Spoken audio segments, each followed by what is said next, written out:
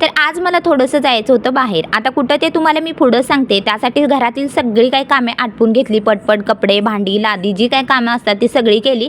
कारण एकदा बाहेरून जाऊन आलं ना मग परत घरातलं काम करण्याचा अजिबात मूड होत नाही आणि शिवाय मन पण बाहेर लागत नाही. आणि इथं मी सकाळी केस धुतले होते. म्हटलं चला आज थोडेसे केस मोकळे सोडते. मात्र परत विचार आला आता गाडीवरून टू व्हीलरवरून जायचं आहे म्हटल्यानंतर केसामध्ये खूप गुंता होतो वाऱ्याने.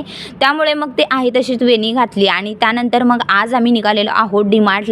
कारण मला मंथली बाजार घ्यायचा होता आणि महिन्याचा एकदाच बाजार भरते, किराणा भरते. तर त्यासाठी मी, शौर्य, श्रीजा आणि अहो आम्ही चौघेजण निघालो डीमार्टला.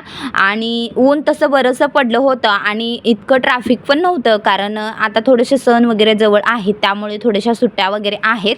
आणि त्यासाठीच मग आम्ही इथं निघालो. सुरुवातीला आम्ही इथं स्मार्ट बाजारमध्ये म्हणजे उतरलो डीमार्टला.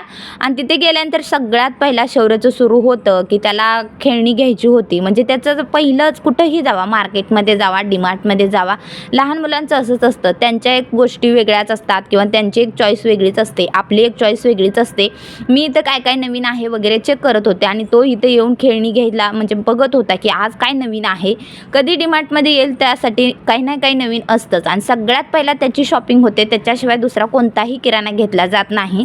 आणि मी सुद्धा त्याच्यासाठी घेते. म्हणजे आजकाल आपल्या पोरांना नाही घ्यायचं तर दुसरं कुणाला घ्यायचं, ते खुश तर आपण खुश. तर फायनली सगळा काही बाजार वगैरे घेतला. त्यानंतर बिल वगैरे केलं आणि मी, शौर्य, श्रीजा आम्ही इथं म्हणजे रिटर्न निघालो. तेवढ्यात श्रीजा तर झोपली आणि अहोंचं अजून सुरू होतं छोटी मोठी शॉपिंग करायची. ते पण ते करून आम्ही मग परत फायनली घरी आलो. तर कसा वाटला मिनी ब्लॉग कमेंट करून सांगा. आवडला तर लाईक करा, जाता जाता सबस्क्राईब करा. बाय.